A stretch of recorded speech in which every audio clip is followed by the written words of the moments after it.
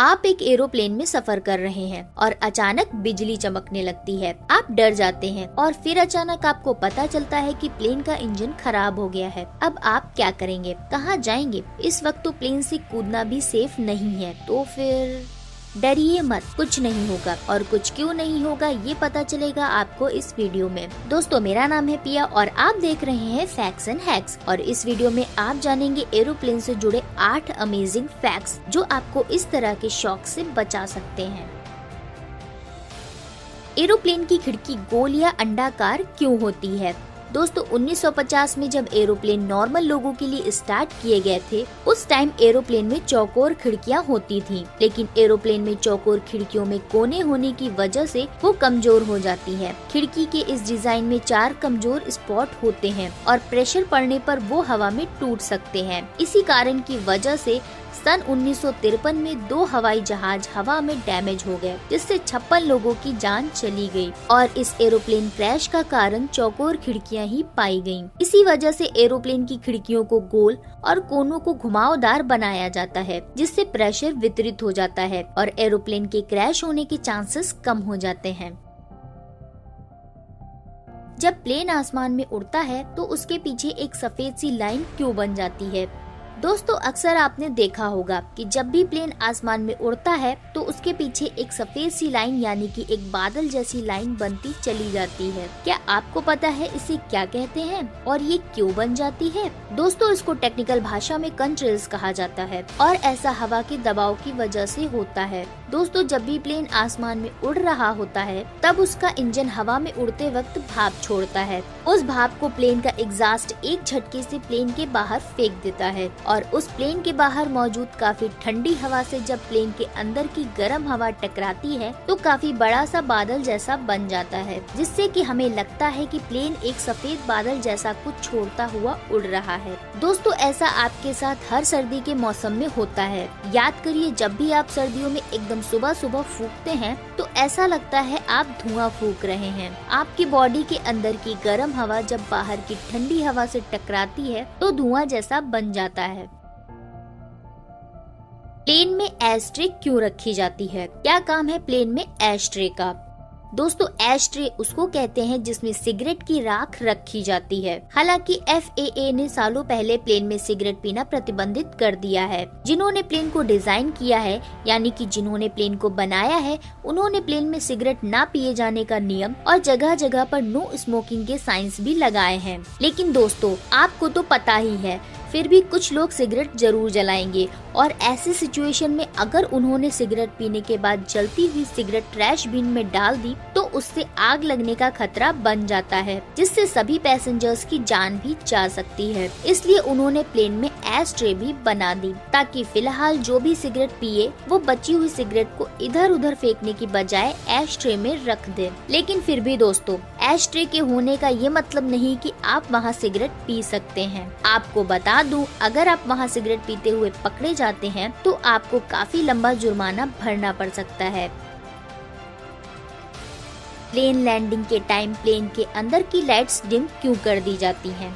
दोस्तों, अगर आपने कभी प्लेन में सफर किया होगा तो आपने नोटिस किया होगा कि प्लेन लैंडिंग के टाइम कैबिन क्रू प्लेन की लाइट्स को एकदम डिम कर देते हैं। वो ऐसा इसलिए करते हैं कि अगर प्लेन लैंडिंग के वक्त ठीक से लैंड नहीं कर पाया, किसी भी तकनीकी खराबी की वजह से सभी को जल्दी से प्लेन से बाहर निकलना पड़ा, तो अचानक से उजाले के बाद अंधेरे में ना देख पाने की वजह से सारे लोग जल्दी से प्लेन के बाहर नहीं निकल पाएंगे। दोस्तों, जब भी आप किसी फुल लाइट वाले कमरे में हो और अचानक बल्ब बंद कर दिया जाए तो उसके बाद एक हल्की सी रोशनी में आपको कुछ भी नहीं दिखेगा, लेकिन थोड़ी देर के बाद उस हल्की सी रोशनी में आपको सब कुछ साफ नजर आने लगता है। प्लेन में भी बिल्कुल वैसा ही किया जाता है कि किसी आपातकाल स्थिति में सारे पैसेंजर्स कम लाइट में भी आसानी से जल्दी बाहर निकल सकें। क्या आसमान की बिजली से प्लेन क्रैश हो सकता है? दोस्तों, आपको जानकर अच्छा लगेगा कि आसमान की बिजली प्लेन का कुछ नहीं बिगाड़ सकती। इंजीनियर्स ने प्लेन को इस तरह से डिजाइन किया है कि आसमान की बिजली प्लेन पर गिरने के बाद इससे बाहर निकल जाती है, जिससे वो इसका कुछ नहीं बिगाड़ पाती। अच्छी बात ये है कि सन 1963 के बाद से अब तक आसमानी बिजली की वजह से कोई भी विमान हादसा नहीं हुआ है। क्या प्लेन में कोई सेफ सीट होती है?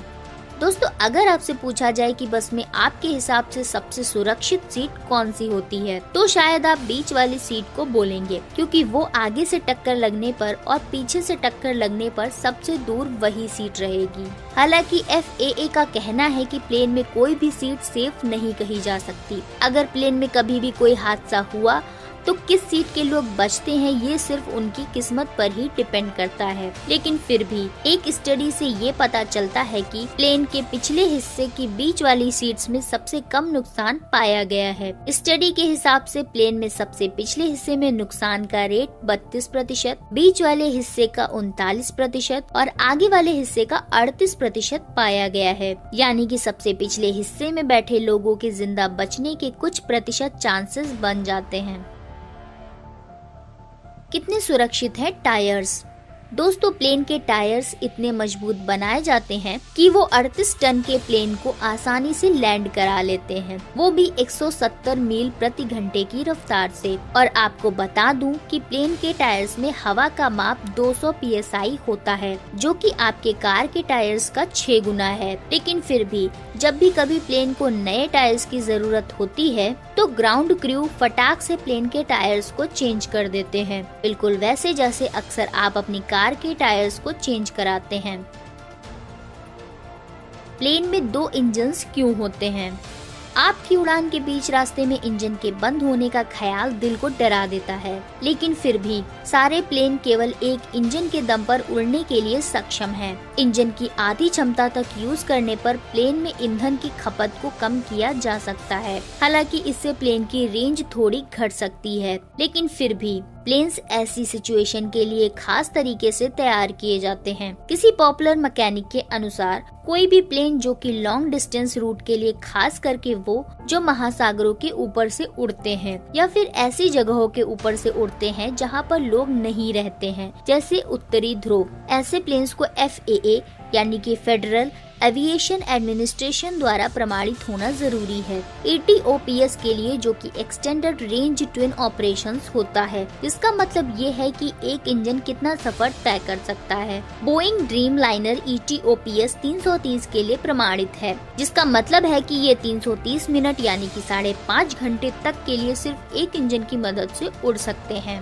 आपको जानकर आश्चर्य होगा कि प्लेन बिना इंजन के भी हवा में काफी लंबी दूरी तय कर सकते हैं। शुक्र है ग्लाइड रेशियो जैसी चीज का। केयरफुल एरोनॉटिकल इंजीनियरिंग की वजह से एक बोइंग 747 मील की यात्रा तय कर सकता है हर 1000 फीट जमीन की ऊंचाई से, जितना कि हर किसी को सुरक्षित जमीन पर उतारने के लिए काफी है। लेकिन फिर भी हमें हर समस्या के लिए पहले से तैयार रहना चाहिए, इसलिए हर प्लेन में 2 इंजन रखे जाते हैं। तो दोस्तों, ये थे प्लेन से जुड़े कुछ अमेजिंग फैक्ट्स। मुझे लगता है शायद ये आपने पहली बार सुने होंगे। इनमें से कौन सा फैक्ट आपको अच्छा लगा हमें कमेंट करके जरूर बताएं।